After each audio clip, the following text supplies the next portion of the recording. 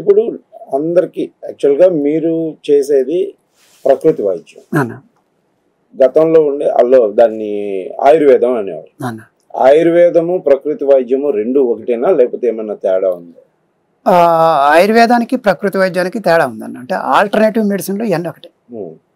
Alternative medicine కిందకే వస్తాయి ఆయుర్వేదం ప్రకృతి వైద్యం. కానీ వైద్య విధానాల్లోకి వచ్చేటప్పుడు కొంత డిఫరెన్స్ ఉంటుంది.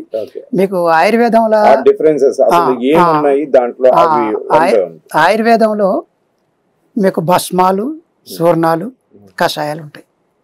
అంటే మన వైద్యపరానికి మెడిసిన్స్కి వచ్చేటప్పటికి మీకు నేచురోపతికి వచ్చేసరికి ఏమవుతుందంటే ఇది డైటే ప్రధానం.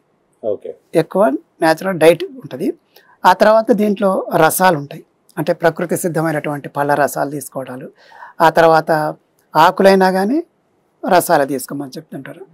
అంటే ప్యూర్ నేచురోపతిక్ ఉంటుంది. అంటే డైట్ ఎక్కువ ఉంటుంది. దీంట్లో యోగా మిగతాయి కూడా ఉంటుంది. దీంట్లో టబ్ బాత్ అని, మడ్ బాత్ అని రకరకాల దీంట్లో అవి ఉంటాయి.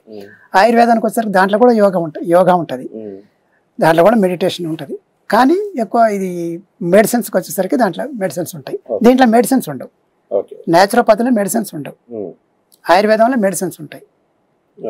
అట్లా అది కూడా మొక్క నుంచి వచ్చే మొక్క నుంచి. అంటే ఆయుర్వేదంలో ఇప్పుడు మనం కొన్ని చూస్తాం, నాటు వైద్యం ఉంటాం కదా, అన్ని రసాలే, కాకపోతే అది నాటు వైద్యం. ఆయుర్వేదానికి వచ్చేసరికి ఏమైందంటే అది ప్రాసెస్ చేసిన తర్వాత మెడిసిన్స్ తయారు చేసి ఇట్లా చేసేటటువంటిది. అట్లా